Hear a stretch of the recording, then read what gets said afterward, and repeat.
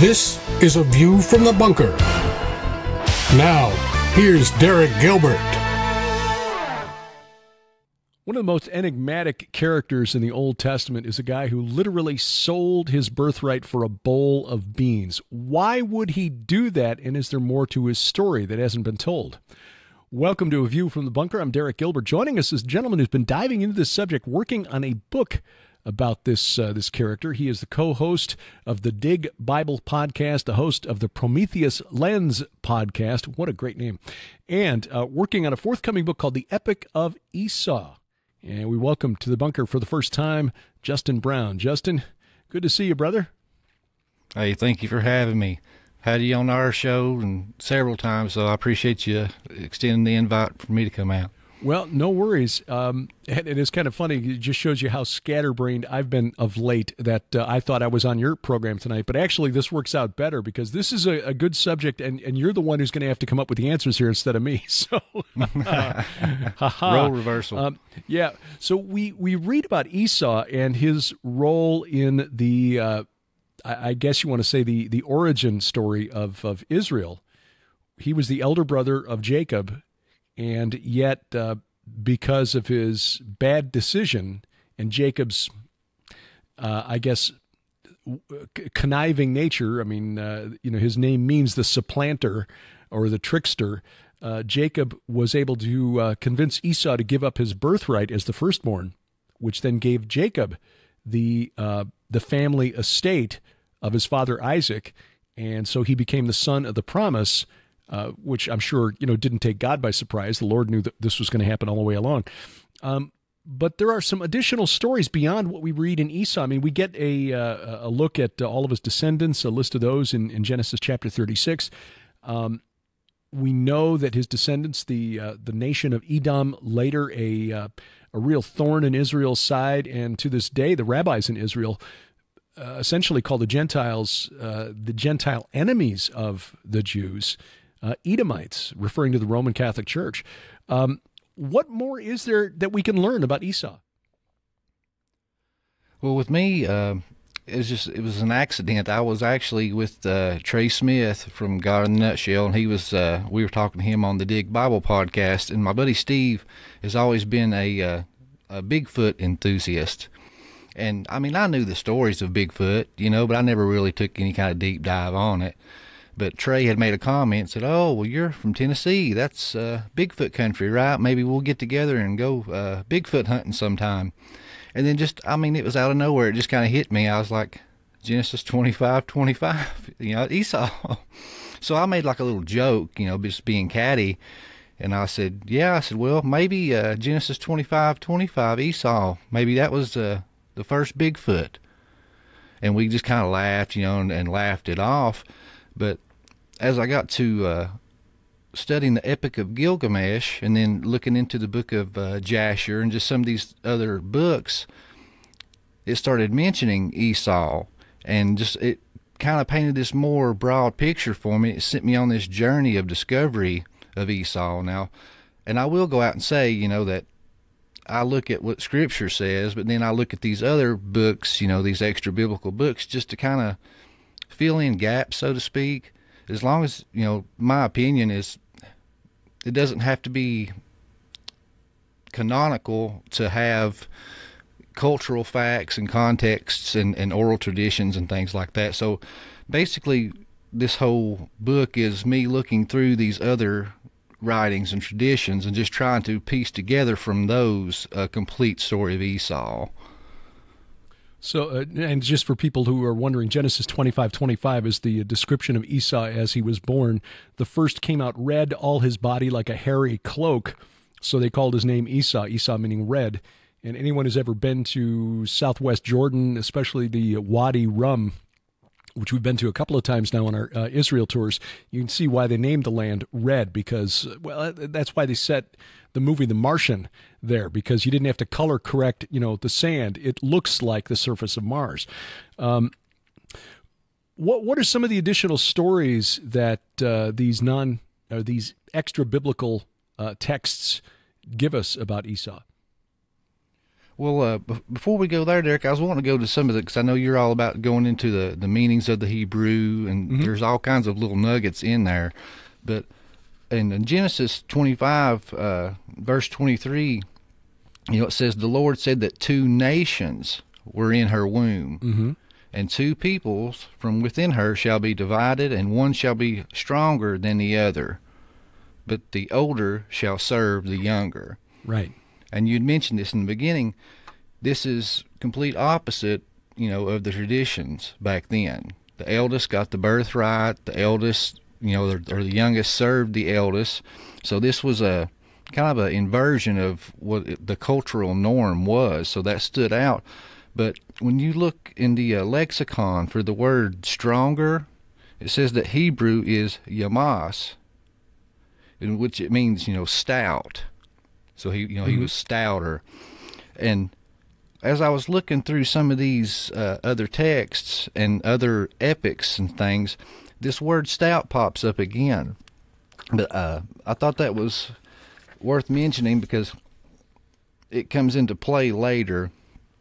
But when you get into the book of Jasher, specifically, it talks about that he was out in the field and he was hunting.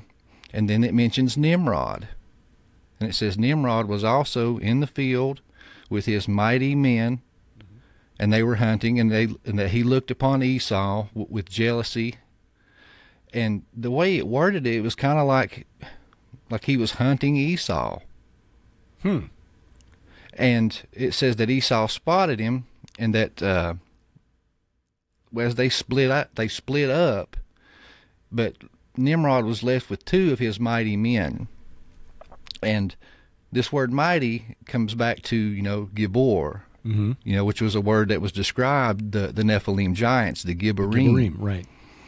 So I was like, okay, well, here's this hairy, quote-unquote, man in the woods, and here's Nimrod, who was compared to a Gibborim with 2 more Gibborim men, out in the woods hunting for Esau.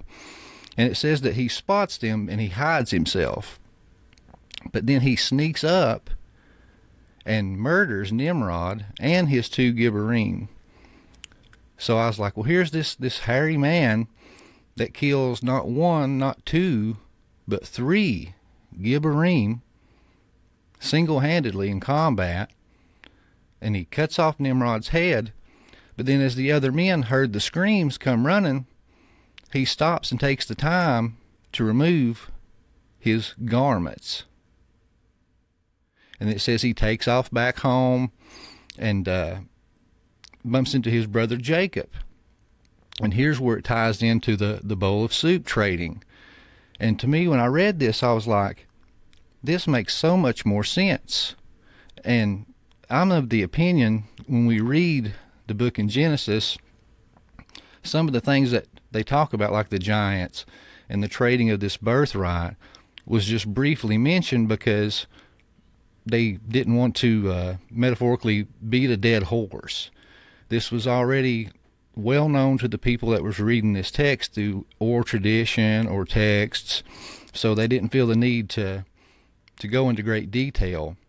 But in this story, it says that he comes in on his deathbed. So, he just battled these 3 Gibborim, probably, had some really bad wounds, about to die. And his brother Jacob offers him food. And that's why in Genesis, when we read, it just says that he comes in from the field exhausted. And then he trades his birthright for the soup.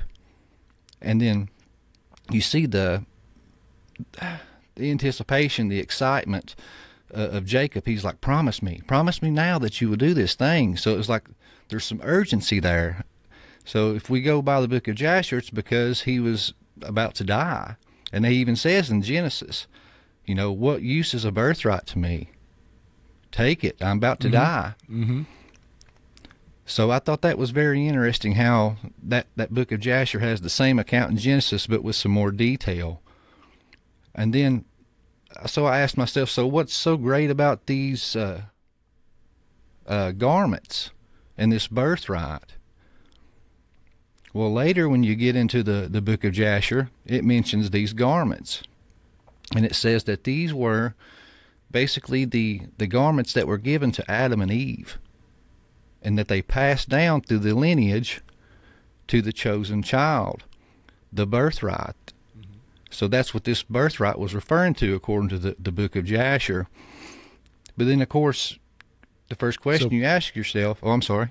So preserved through the Noah and his sons on the ark, and then obviously taken by Ham through Cush to Nimrod. Mm-hmm.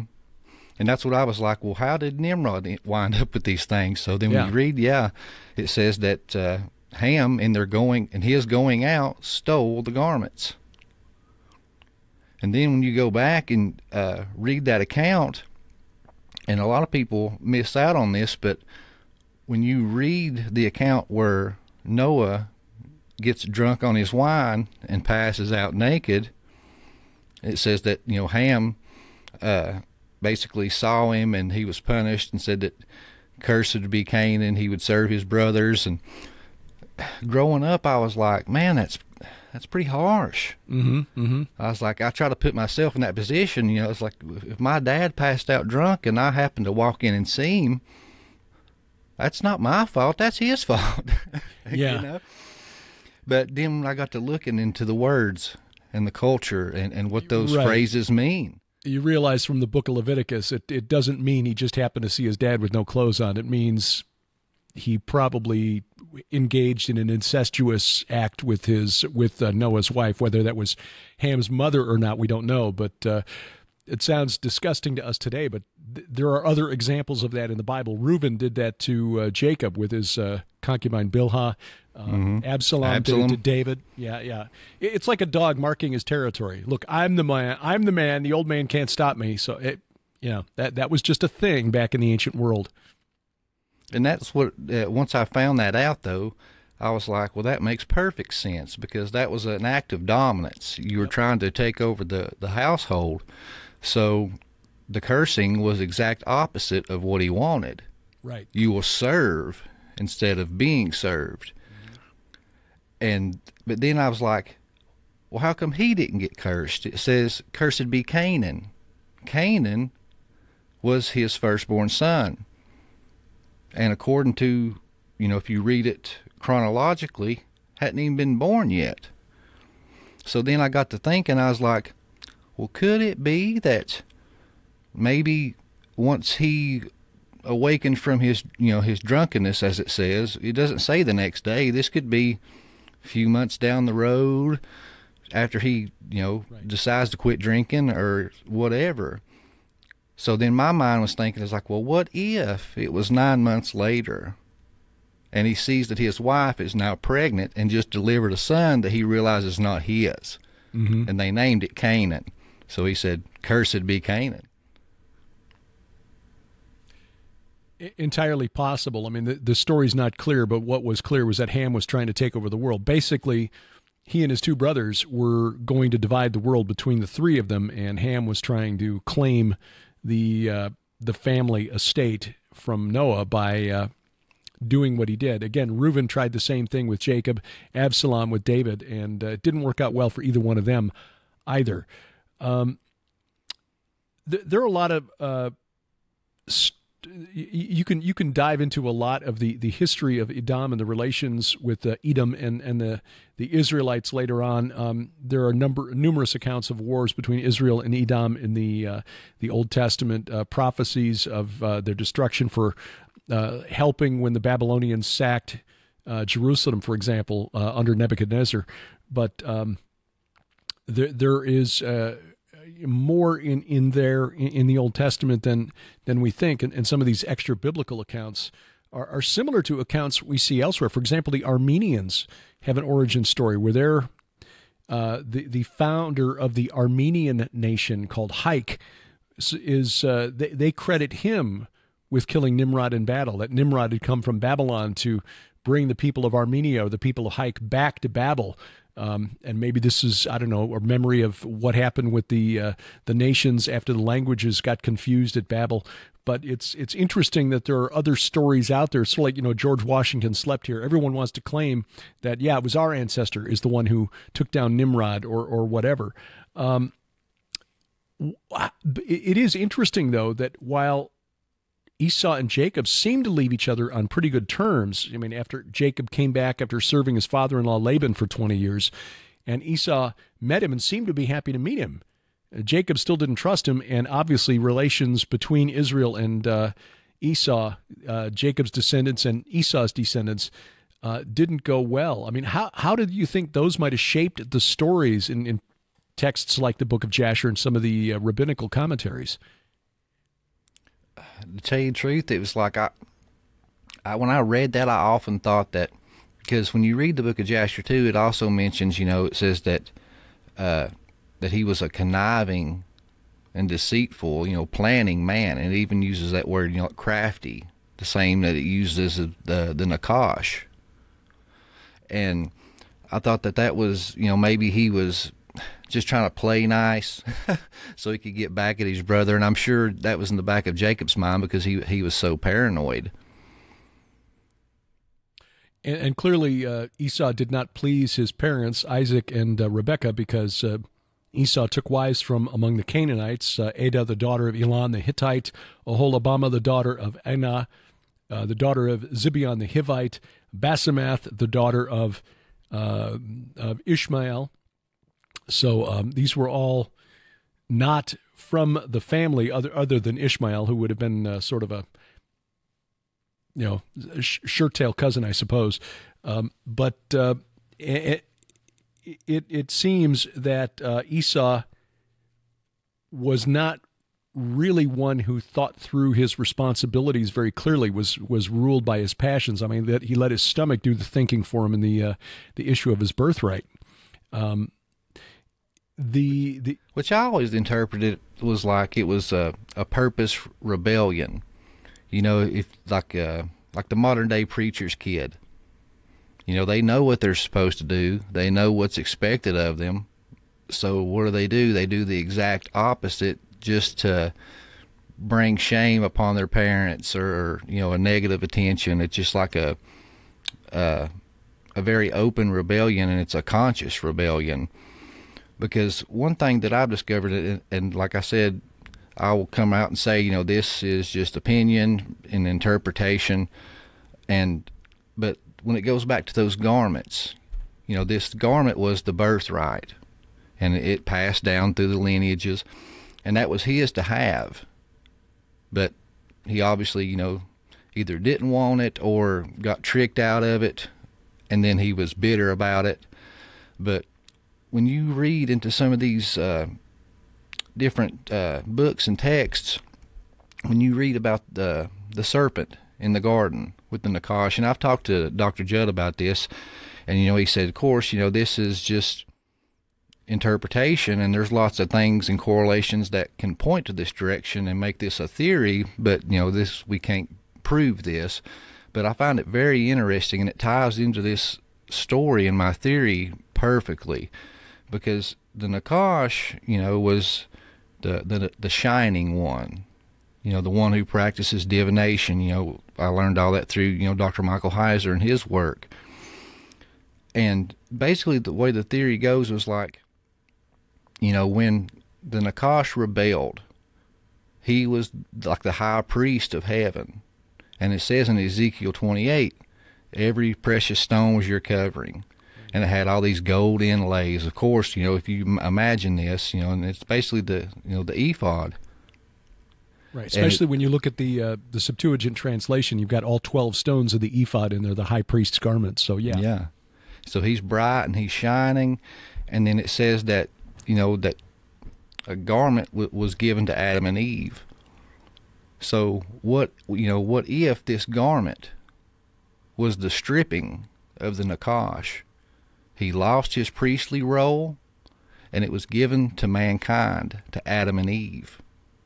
And if you see, when Adam comes out of the garden, he makes a sacrifice. So he is the, first king and priest, of earth. So here was this prideful entity that we know as Satan, the Nakash. If he was the high priest of heaven, very proud man and full of pomp, went to try to deceive God's creation and bring them low. But once again, it's flipped. He's the one brought low. He's the one that is stripped of his position, and he's stripped of his garments. So now what was once something he wore as a status symbol and wore with pride is now the reminder of his shame as he sees it on the one that he tried to deceive. That alone would make Satan hate you. So as this thing passes down, it's basically the way I seen it was, that was the birthright, was the priesthood, the representation, of God on earth as the priestly role. And, and a lot of Jewish traditions talk about, this thing might have had, supernatural, abilities and characteristics attached to it. And some people even say, like the book of Jasher, it says about these garments that when Nimrod put them on, that he became Gilbert, that he put this on at 20 years old, at coming of age. And even the book of Jasher, when it describes Esau removing them from him, it says that he took the garments because of these garments he was able to rule over all the nations. So it's like it gave credit to these garments for Nimrod's status. The question I would have here, and we can talk a little bit about the book of Jasher and why it's not in the Bible, but why would God allow something like this? I mean, that's the question that comes to my mind. Why would God allow essentially a magic garment out there, which seems to circumvent his purposes? I mean, wouldn't he have a different plan? I mean, why would there be something like this out there? And I guess that leads to the next story. The next question, which is, why would this story come to be? Okay, if it's just a legend or a myth that is not really rooted in complete truth, historically true, why would it come to be? Why would the rabbis, presumably responsible for this story developing over the centuries, why would they go there? Why would they assume that God would even allow something like this? Now, whether this was a physical garment with supernatural abilities, now that's something that I personally don't align with. I was, when we're talking about that, I was just saying that's the Jewish context. That's what they believe. That was the oral traditions. Now, I do believe there might have been an actual garment or some kind of, birthright, some kind of heirloom that was passed down through the lineages and maybe was stolen because they, maybe some people believe there was some kind of supernatural thing, or ability attached to it. And of course, just as all oral traditions and myths, the more they're told, the more they get stretched and kind of blown up a little bit, and this would be a good way to kind of explain Nimrod's greatness and then also really magnify him bigger than life. Of course, I mean, if you were someone powerful and you're writing your histories down or starting stories about yourself, if you're 6 foot tall, you're going to make yourself 10 foot tall. You know what I mean? You're going to make yourself look as close to God's status as you can, especially back then, because you see through the Sumerian kings lists and the documentations, if this king he killed 1,000 men by his sword, well, the next one, he ironically killed 2,000. Mm-hmm. Yeah. I did an interview with Dr. Craig Olson last year about that, who's written a book, How Old Was Father Abraham? And he points out that in the ancient Near East, they didn't have the same conception of history that we have. History were the stories you told to honor your ancestors, honor the fathers. And so when the Bible tells us Abraham lived to be 175 years old, it didn't really mean he lived to be 175. They just ascribed to him that number to give him honor. Now, could it be? Yeah, okay. I just look at the ancient Near East, and the fact that we've got a lot of ancient texts, and I know this is going to generate some pushback. Just we know that the Bible uses numbers symbolically. 70 doesn't always mean 7 times 10. It means all of them, the complete set, not one left out, that kind of thing. And the same was done with ages, and the same was done with deeds of the ancestors. The Bible was not written according to modern standards of historical scholarship, just as other texts in the ancient Near East weren't written that way. And looking at all the texts that we have from the cultures around ancient Israel, Ammon, Moab, the Canaanites, Egypt, Babylon, different city-states in Syria, and not one of them says, hey, you ever notice how those Hebrews lived to be like 150, 175 years old? There's nothing like that. Now, I'm not trying to say the Bible isn't true. It is true. We just have to understand that the stories in it were not told for the purposes of documenting precision history as we understand it. The sequence of events described in it fit with the archaeological record. I'm not contesting that the Bible is the divinely inspired Word of God. Please, please, please understand that. What I'm saying is, if we try to read the Bible as history, this is where you get problems with skeptics saying, I can't believe that. No way Abraham lived to be 175. That's not what the author meant. No way Joseph lived to be 110. That's not what the author meant. That's not what Moses meant when he wrote those numbers down. He was ascribing great honor to these ancestors. And we could be seeing the same thing here, maybe for different purposes, with the story of Esau. Oh, and I totally agree. And that's the thing is, that's one thing that Mike really talked about, Mike Heiser, that really changed how I read my Bible, was we try to read an ancient text with modern eyes and modern interpretations. Right. And we're always going to fall short. Now, when we do that, yeah, we can pull some meanings from it that apply today. But it was written to a certain people, certain group, in a certain time. So if we're not familiar with that group, that time, that people, their culture, their innuendos, their coins of phrases, their thought beliefs, their epics, their stories, all of these things shape those people and who they are, and it shapes how they tell stories and how they relate certain things. And we use symbology and coin of phrases and things today.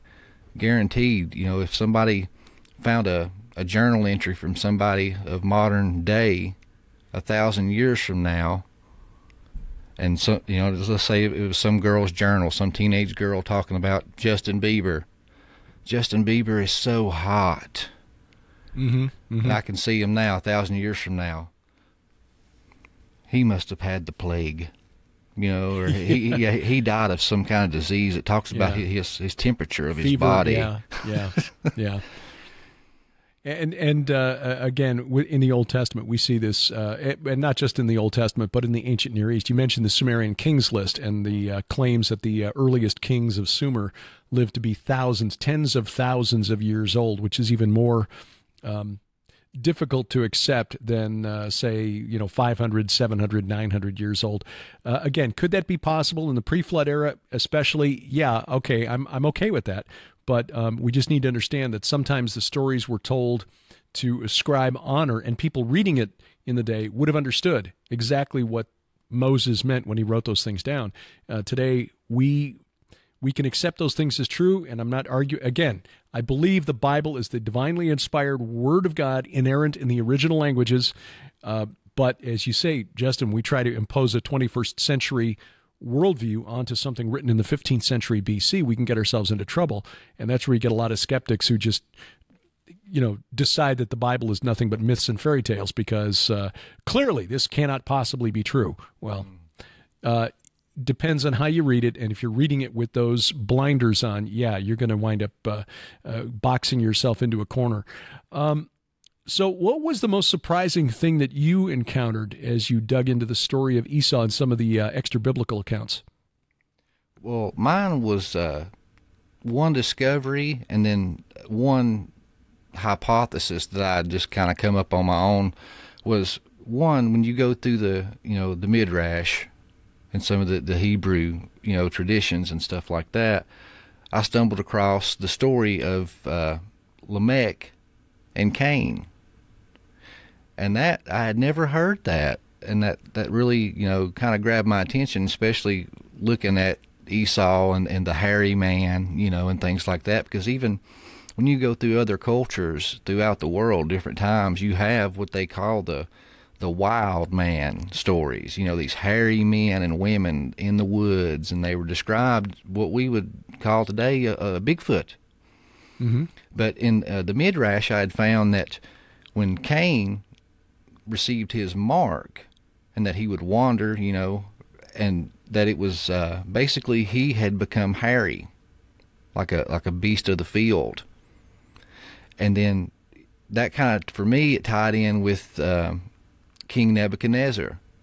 His curse, he grew hair as wild as a beast and nails, and roamed with the beast of the field. So it was kind of like almost like a theme cursing of God through Scripture. So then when I found this in the Midrash, it says that Lamech, of course it says, to Cain, he's worried to death that somebody's going to kill him. So I was like, well, if this oral tradition is in fact true, that would explain why he was scared to death that somebody's going to kill him, because he looks just like a wild beast of the field. But when you get into the Midrash, it says that Lamech was out hunting, and in his old age became blind. But he still wanted to hunt, so his son would lead him into the woods and guide his bow and help him hunt. Well, the way the story goes is he mistakes Cain for a wild beast of the field and kills Cain. And then once Lamech finds out, in his grief and his anger, because he was aware of the curse from God, killed his son for the mistake. Oh, okay. And then he comes back home, and they say this is where the Genesis story kicks in, where he says, "Cursed. If Cain was cursed this much, then I am cursed 70 times 7, because he killed the one that was cursed and not to be killed." And that, to me, like I said, that was, oral tradition, the Midrash. I ain't saying that it, historically happened, but it's very interesting, and I had never found that before, so that was really interesting to me. But the other one that I had found was, and I actually thought of you, Derek, because in our conversations, it's always stuck out to me how you talk about how we have so many similar stories throughout the world that sound so much like the biblical account and biblical stories. And in my book, I even quoted you in it and says, like my good friend Derek Gilbert says, we have the real version, they have the fake news version. And of course, with the fake news version, they'll twist it and invert it. And of course, whoever's telling the story is going to make themselves look as good as possible. But I was actually studying and getting ready to do an episode with Gary Wayne on the Epic of Gilgamesh. So I was going through and reading this and studying this and taking notes, and this was right around the same time I was studying for this topic.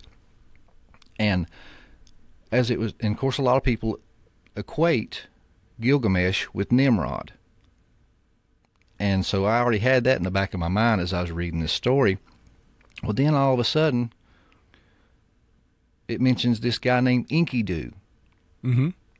And he's described as red, covered in hair from head to toe. He was a mighty hunter, just like Esau. He was a man of the field, just like Esau. And they end up having a battle with each other. And what stood out to me, how I said earlier, how Esau's name translates as, or how he was described, was Yamas, was stout. That's the very same word that's used to describe Enkidu. It says that he was Yamas, he was stout, because Gilgamesh was described as taller, but Enkidu was shorter but broader. Mm-hmm. Mm-hmm. But in the story, a hunter in the field sees this Enkidu and is scared to death, runs back and tells Gilgamesh.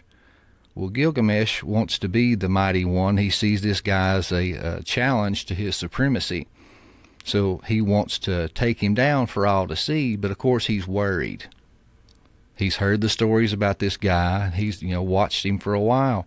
So he takes a temple prostitute from the temple of Inanna, right, and sends her out and commands her to lie with him for 6 days and 7 nights, but then to withdraw herself, and that the wilderness would reject him. So the way the story goes, she does as she is told to do, withdraws herself, and sure enough, all the animals run from him. Yeah. He can't get close to them. No, none of them have nothing to do with him.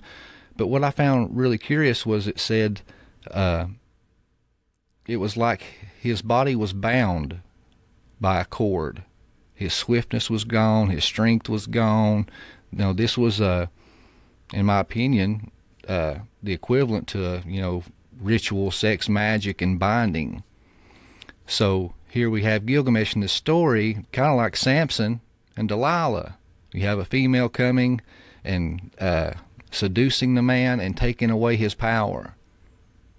So here Gilgamesh was stacking the deck for the battle to come. But they end up having this epic battle. Enkidu takes Gilgamesh down to one knee, which has never been done before.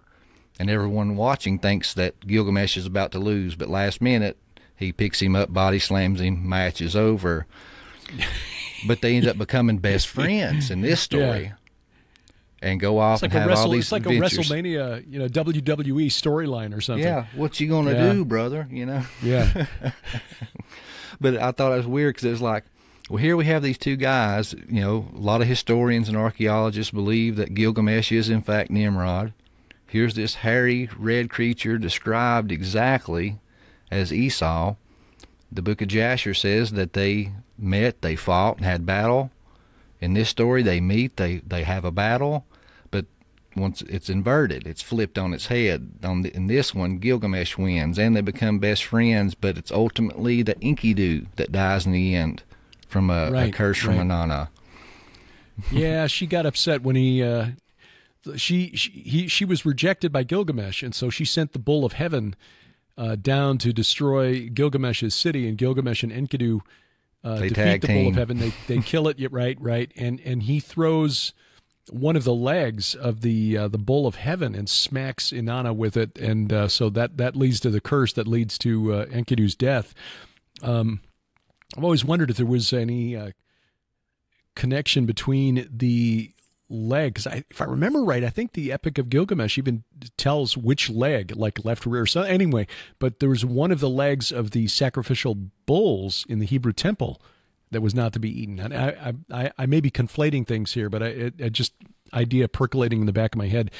It is. There's some very interesting aspects to that story, especially when Gilgamesh and Enkidu go to the cedar forest to fight the guardian of the cedar forest called Humbaba, because in some transliterations it's Huwawa, and the founder of Associates for Biblical Research, which is an archaeological ministry, Dr. David Livingston, suggested in an article he posted at his personal website years ago that Huwawa, what if that was a Mesopotamian memory of Yahweh? And that Yahweh was the guardian of, and this story was about Gilgamesh, Nimrod, trying to take down Yahweh. That's an interesting concept, interesting idea. Yeah, I don't know that there are other scholars who agree with Livingston about that, but I've cited that a couple of times in my books because it's an interesting possibility, because it's very clear in the Epic of Gilgamesh. There are different versions of it that have survived. One that was found at Nineveh. There's one that's called the Old Babylonian text, and that one specifically mentions the forest of Lebanon. So they're placing it right at Mount Hermon. Yes. And then specifying that after that they penetrated the secret dwelling of the Anunnaki, which is really interesting because by that point in history, the time of the Old Babylonian period would be the time of Abraham, Isaac, and Jacob. The Anunnaki had been demoted from being the great gods of Sumer to being the judges of the netherworld. And, of course, we know from they went Mike from the Heiser's, Agigi or the Agigi to the Anunnaki. Right. And we know from Mike Heiser's work reversing Hermon and the Canaanite texts that Mount Hermon overlooked the land of Bashan, which was believed to be the entrance to the underworld. So you got some very interesting connections there. If, again, the connection identifying Gilgamesh as Nimrod is accurate, you've got some very interesting links then to bringing him over to the region later occupied by the Israelites. And another thing, too, is on the as far as the garments, I think that we see those at least 2 more times, like in canon, in the biblical text. Really? Because when we read about the account where Ham uncovers his father's nakedness, if you remember in that story, he comes out and talks to his brothers and tells his brothers. And it just says that the brothers, found out and that they took a garment and placed it on their back and walked backwards and covered their father's nakedness. So, with the context, of Leviticus and Deuteronomy, if in fact the father's nakedness that they were referring to was their mother, I kind of seen that as Ham comes out and is like, hey, Dad's, he's not fit to rule the family anymore. He stays drunk all the time. We need to rise and take over the family. I've just did this deed. If you guys do this too, we'll rule together, and he can't take all 3 of us. And so they took this family heirloom, this garment, and walked backwards and covered their mother and refused to do that because it says that Ham didn't get the garments until his going out. So that would place the garments if, in fact, they came through on the boat, in their possession. Interesting that, and I just now noticed this. I don't think Sharon and I mentioned this when we went through Genesis 9 in our most recent trip through the Bible in our weekly Bible study. The ESV says Shem and Japheth took a garment, laid it on their shoulders, and walked backward and covered the nakedness of their father. But the translators of the New English translation, and I love the Net Bible because the translators make their notes available for free so you can understand why they chose to render the passage the way they did. They render it, Shem and Japheth took the garment, and they note that the Hebrew translated, the word translated garment in Hebrew has the definite article, the, attached to it. So it's not a garment, it is the garment. And they continue, indicates that the garment is definite and vivid in the mind of the narrator. Oh, wow. So, yeah. Did Ham bring it out when he told his brothers? So, again, it's not a garment, it is the garment. And that is interesting. The Septuagint translation renders it also with the definite article. Shem and Japheth took the garment and lay it on their 2 backs and walked backward and covered their father's nakedness. So, interesting that the ESV and presumably other English translations replace the definite article with the indefinite article, a garment, instead of the garment. Which garment are we talking about here? Is it the garment that they preserved from Adam that eventually wound up in the hands of Nimrod and then Esau? And then the other time was after we see, if these stories hold true, after he got them back from Nimrod and then traded them to Jacob, well, we see later on that his favored son, Joseph, receives a coat of many colors. And like we said, Ezekiel 28 talks about all these multicolored stones, the gold inlays. This garment would, in fact, be very colorful. That is very interesting. Some interesting speculation, interesting possibilities there. what do we take away from the story of Esau? I mean, is there a lesson for us in the 21st century from Esau, his choices in his life?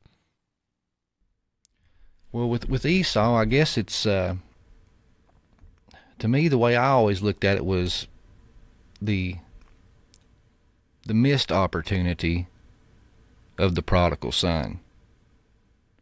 Because in the prodigal son, we see this man had the keys to the kingdom. He had everything. He trades everything away for worldly pleasures, and now couldn't wait for the payoff later. That would have been so much better and wiser decision. He wanted it now. It's like the J.G. Wentworth. It's my money, and I want it now. So, but he does that, and he just goes into open rebellion and refuses stubbornly to repent. Where the story of the prodigal son, he does the same thing, but he humbly sees the errors of his ways, and even speculating in his mind that he would be a peasant and he would be lucky to scrub the floors and get the scraps off the table. That would be better than where he was at, and came back to the father. But lo and behold, he came back with open arms and welcomed back in and got everything back in his status restored. So, I mean, to me, when I read the whole story of Esau, it's just missed opportunity, and how we need to swallow our pride and admit when we're wrong, and forgiveness will be there for us. Yeah, and I think that the idea of the lost birthright is one that resonates, especially in today's world with the transhumanist movement, where they're trying to get us to sign on to radical life extension through science. We will defeat death through science, and trade the promise of a resurrection into an incorruptible body, 1 Corinthians 15, for a future where we will be enhanced and upgraded and uploaded, and where the blue screen of death could actually mean the blue screen of death. It's a similar thing. It's just sort of a high-tech version of Esau. I can't wait for that. I got to eat now, so I'm going to take this bowl of beans and give up the promise of Amen. Descendants as the stars of heaven that were promised to Abraham. So when do you hope to have the book out and available? Well, right now, like I said, this is I'm a layman, and I just started writing on this thing a few months ago. But I actually wrote like 6 chapters in one sitting. So my hope is to have everything out and ready by summer, or at least finished print, and trying to figure out how to get this thing to everybody. Yeah, there's more work to writing than people realize. I laugh when we get messages sent to us. Well, you just write because it's an easy way to make a lot of money. It's like, okay, number one, it's not easy. Number two, you don't make a lot of money at it either. So clearly this is somebody who does not have a clue. And I will take that comment in with that context in mind. So yeah, this is really interesting. Again, it goes outside of the Bible, but I think we can derive some spiritual and biblical truth from it. And I think that little verse there again in Genesis 9 verse 23, just the missing definite article just adds some interest to that verse that I'd never noticed before. Shem and Japheth took the garment. Huh. Yeah, and the Lord works in mysterious ways. Like I said, that was just a assumption or a hunch that I had, and put me in your path and show me that there might be something there. So thank you, Derek. Well, just I don't read or speak Hebrew, but I know enough now to a few people who do. Yeah, I knew people who do, and I know enough to use the search engines and start looking at commentaries and stuff to try to compensate for that. So, Justin, where do people follow the Dig Bible podcast and also Prometheus Lens? Oh, yeah, thank you.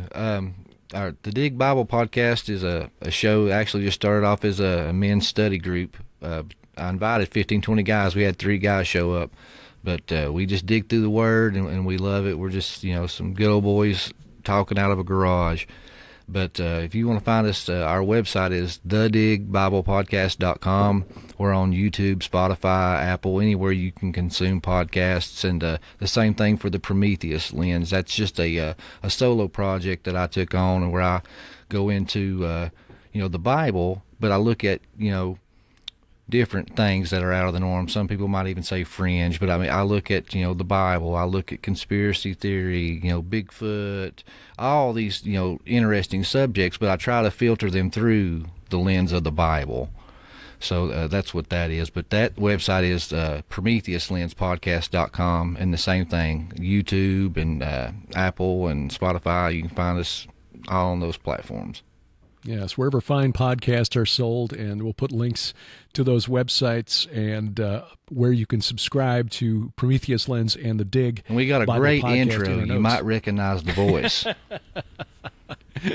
Well, he works cheap, so,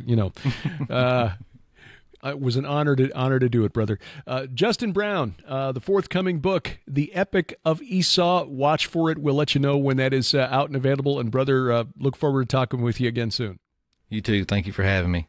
Check the notes at VFTB.net or wherever you are consuming this podcast, whether video or audio.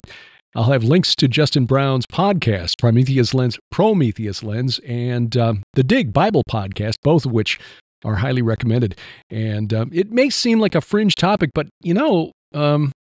there's no topic that should be off limits, at least as far as discussion goes. There are some things that we as Christians have to kind of dismiss out of hand, but some of the stories regarding Esau is not one of them. And I think it's very interesting that to this day, the Haredim, or the ultra-Orthodox rabbis, still refer to us Gentiles as Edomites, especially the Roman Catholic Church.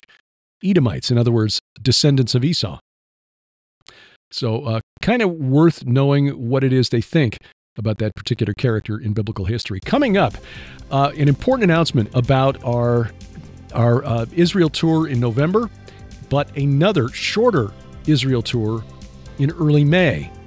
We'll talk about that. Got some other conferences to talk to you about, and how DEI may lead to people actually unwittingly getting ready to DIE. Bless their pointy little heads. That is ahead as A View from the Bunker continues.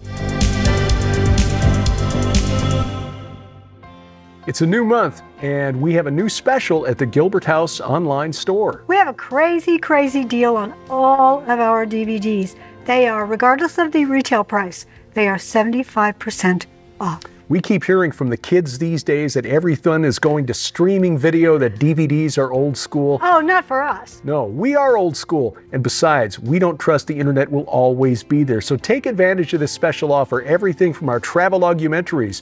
Basically follow us as we go through the Holy Land and show you the important sites at ground zero on this supernatural war, plus video teachings, presentations, and much, much more. You know, with 75% off savings on all the DVDs, as many as you want to get, you've got the money that you saved to go out and buy a DVD player. That's it. Take advantage of it now, online only at the Gilbert House store, gilberthouse.org/store. And thank you for your prayers and support.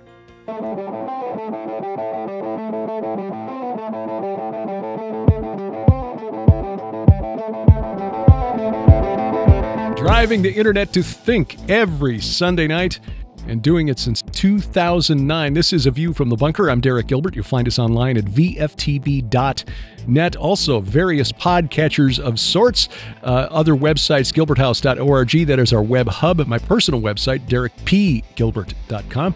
On social media, X, formerly Twitter, at View from Bunker or at Derek Gilbert. Facebook, the page is View from the Bunker, and the new social media sites, Truth Social, Gab Me, We Get Her, at Derek P. Gilbert, Threads, at Derek Gilbert. Well, Matt Walsh, a very popular commentator, blogger, and outspoken Christian, has done us a favor by sharing with the interwebs some video that was shared with him.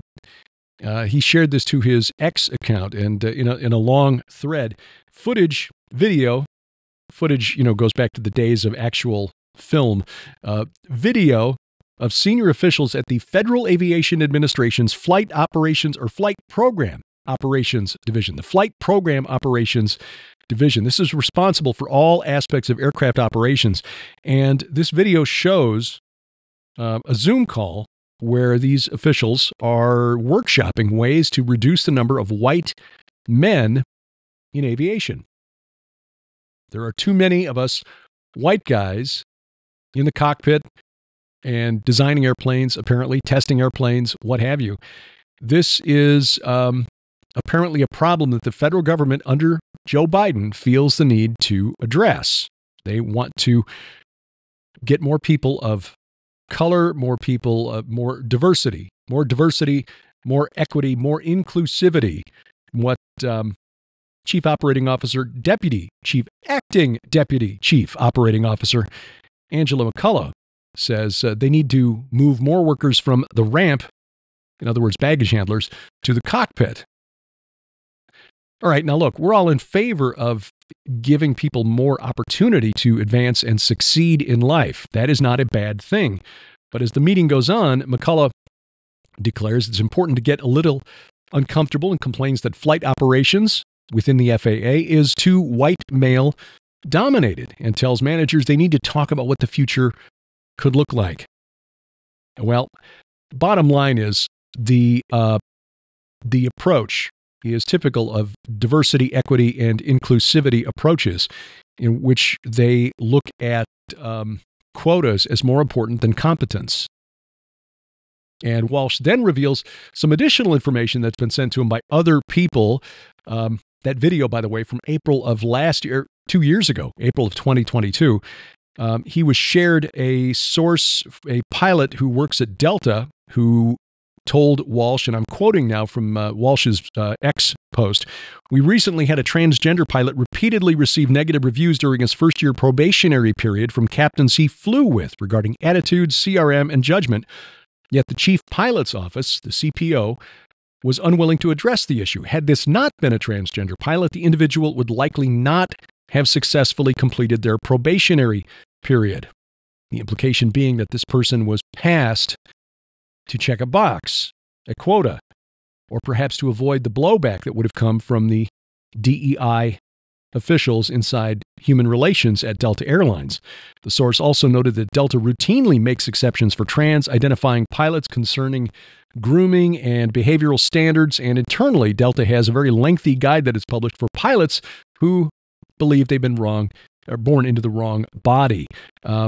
This is affecting other areas of aviation, according to Walsh. Another source shared with him that he works in a field where his job is to design military systems for warfighters. And he has to deal with new hires pitching me ideas about gender-inclusive seatbelts.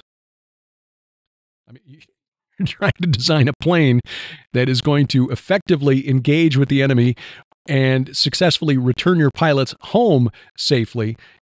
And you've got people on staff who are saying, we need gender-inclusive seatbelts. Again, DEI as an acronym is misspelled. It should be DIE, because that's what's going to happen if we continue to lower the meritocracy or the bar for success in order to change outcomes based on color, gender identity, or sexual orientation. That should have no bearing whatsoever when it comes to engineering or competence in the cockpit. I don't care who the pilot is, what they look like, or how they identify, or what they choose to do in the privacy of their own home with other consenting adults. But I'd like to know that the people designing, testing, and flying the planes know what they're doing.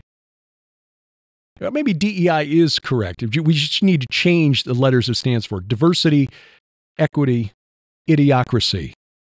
because that's really what it is. Bless their pointy little heads. Well, we've got a number of things that we are doing here this spring and summer that are just popping up on the calendar left and right. The Skywatch TV virtual conference we've been telling you about, that is launching on February 29th. Of course, the feature attraction, I would say, and maybe that's a callous way of putting it, but I think it's a very special opportunity because this will be Tom Horn's last presentation. He recorded it last fall before he took ill. And so this will be obviously something that you'll want to see. Tom Horn's last conference presentation. Mine was sent off to Matt Piscarich, God bless him, who's taking care of all of the final editing and processing on these presentations, and mine will be under the title Hamas, Molech, and Armageddon, because I think what's happening in Israel right now between Israel and Hamas is a turf war for control of the land that God declared to be his. Other presenters include Carl Gallups, Dr. Judd Burton, Ryan Pitterson. Hello, Grace. Grace, the rescue dog, jumping in here to share her opinions. Can't really pan the camera down very easily, but there, you see her nose. Anyway, that will launch on February 29th. If you register by the 15th, so this coming week, you'll save $10 with the early bird discount, normally $95. Hi, sweetie. You get $10 off, just $85 at defenderconference.com, defenderconference.com. Now, April 5th through 8th, the first weekend and second Monday in April, the first weekend, April 5, 6, 7, the Hear the Watchman Conference, Prophetic Signs in the Heavenlies at the Hilton DFW Lakes Conference Center in Grapevine, Texas. That's very close to the Dallas Fort Worth International Airport. Wonderful facility and a great lineup. Good friends like Paul Begley, Colonel David Giamona, Pastor Casper McLeod, David Hevner, Dave Hodges, Michael Bodea, John Moore, David Paxton. Looking forward to meeting Tov Rose, Doug Thornton, and Dr. Carrie Mayday for the first time. So quite a lineup of powerful speakers. And then if you stay through Monday, April 8th, you'll see the second Great American Eclipse. You might remember the previous one in 2017. This is part 2, 7 years later. And it will go right across Dallas. So find out more and sign up now at hearthewatchmen.com. That's hearthewatchmen.com.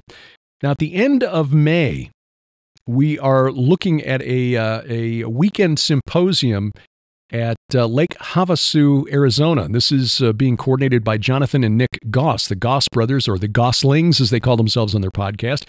But I don't have confirmation on the other speakers yet. These are people you will want to hear from. But until we have confirmation and more details, I will hold off on that. But just reserve the final weekend. This will be May 31st, June 1st, May 30th through June 1st. In Lake Havasu, Arizona. So just got an email a couple of weeks ago. Are you ever coming to Arizona? The answer is, it looks like it. Yes, the end of May. July 26th and 27th. Oh, I almost skipped over. His Call Ministries in Sparta, Missouri. That's just south of Springfield. It's where we go to get our beef. Got a neighbor just up the road from us here in rural Stone County, Missouri, and he processes the meat at a packing house there in Sparta. But we'll be at the Finley River Ranch with His Call Ministries, Sharon and me, June 21st through 23rd, Friday night, Saturday, Sunday morning. The topic that weekend, and it'll just be the two of us speaking, is The Gates of Hell, which is the subject of our forthcoming book coming out from Defender Publishing at the end of the year. More information at hiscallministries.com. Go Therefore Conference, July 26th and 27th of 2024. This will be at the Harvest Revival Center, Pastor Neil Peterson's church in Brookville, suburban Dayton, Ohio. Dr. Michael, what a lineup. Dr. Michael Lake, L.A. Marzulli, Pastor Paul Begley, Dr. Greg Reed, Dr. Judd Burton, Pastor Carl Gallups, and Sharon and me. So we are honored to just be amongst that group, and we look forward to seeing you there as well. You can register at gothereforeconference.com, and there will be streaming video on that conference, as with the Hear the Watchman conference in Dallas in April, by the way. Now, our tour of Israel, I should say, which was scheduled for late March, early April, we obviously moved it back because of the ongoing hostilities in the south and the north. As I've said, some of the key sites that we want to visit in the north of Israel, like Gilgal Rephaim and Caesarea Philippi, the Grotto of Pan at the base of Mount Hermon. Off limits right now. Too dangerous. So we backed them up to November. Actually, we'd backed them up to November originally. We just made the decision this week. This is the announcement here.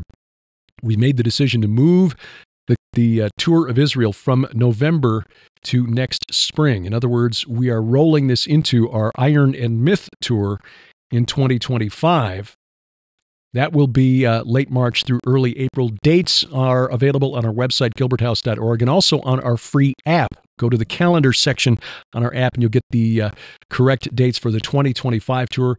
Pastor Doug Van Dorn, Dr. Judd Burton going with us, and we're going to see if we can get Tim Alberino, since he's missed out on the 2024 tours now, to join us in 2025 as well. And if so, that will be a tour that you will not want to miss. Now, the 1-week tour of May, we are calling this a solidarity mission to Israel. We are looking at leaving here from the United States May 6th. If you're coming from elsewhere in the world, that's fine. Arrive in Israel on May 7th. And we've had some interest expressed from elsewhere in Europe. We will be there for 1 week, visiting sites that are connected to what happened on October 7th. We will visit the site of the Nova Music Festival. We'll visit the town of Sderot in the Negev, where the police station was besieged. We will go to Hostage Square in Tel Aviv, and we will see the important sites in Jerusalem, because Jerusalem's still secure. So we will see the city of David, the old city, the tunnels, Hezekiah's tunnel underneath the old city. If the Temple Mount is accessible, this being Ramadan, we will go there. We will go to the Mount of Olives, and we will take you, when we go to the Mount of Olives, to the actual crucifixion and burial sites of Jesus, based on the research by our friend Rabbi Zeph Porat.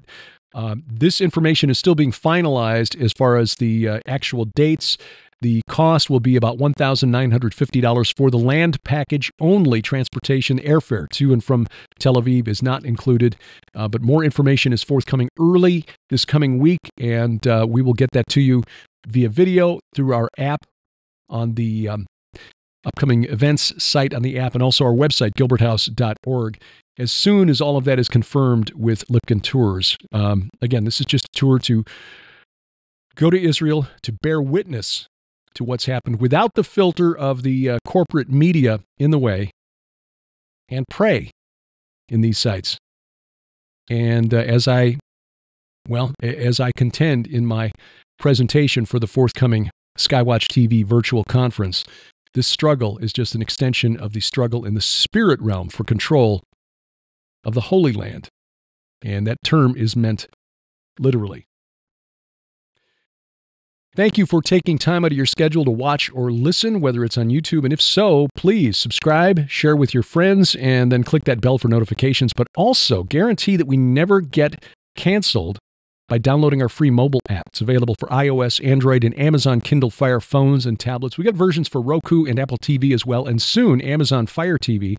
But the mobile app includes the calendars, and of course a section for blog articles. Every week on Wednesday, we put up another article connected to the research that we've been doing for the last 7-8 years, and also a Bible with multiple translations. And now in the bottom right corner, a tab for connecting you directly to our streaming video site, where you can get access to all of our teachings, tours, and videos there. There's also the messaging section, which has really become a very important part of the app, where you can communicate, share with others, ask questions directly to me and Sharon, ask for prayer, offer prayer for others, all of that in a self-contained app. We are so blessed by the developer Subsplash, a company that does apps for many of our friends. Skywatch TV, L.A. Marzulli, Prophecy Watchers, The Jim Baker Show, all of them use Subsplash. So that is how we get the word out around the world. Take advantage of it. Please download it to your smartphone or tablet. We've got links to their app stores at gilberthouse.org/app. You'll also find a link at VFTB.net. Thank you again for taking time out of your schedule. Give our Facebook page a like, and if you get a spare moment, a review at Apple Podcasts, Google Podcasts, Amazon Music, iHeartRadio, Spotify, Spreaker, Pandora, wherever you find this podcast, which is, of course, wherever fine podcasts are sold. Our announcer is the inimitable DC Good, and A View from the Bunker is a production of Gilbert House Ministries, released under Creative Commons Attribution, not commercial, no derivatives, 4.0 international license. We wrestle not against flesh and blood. And good night, Oliver, wherever you are. I'm Derek Gilbert, and this is A View from the Bunker.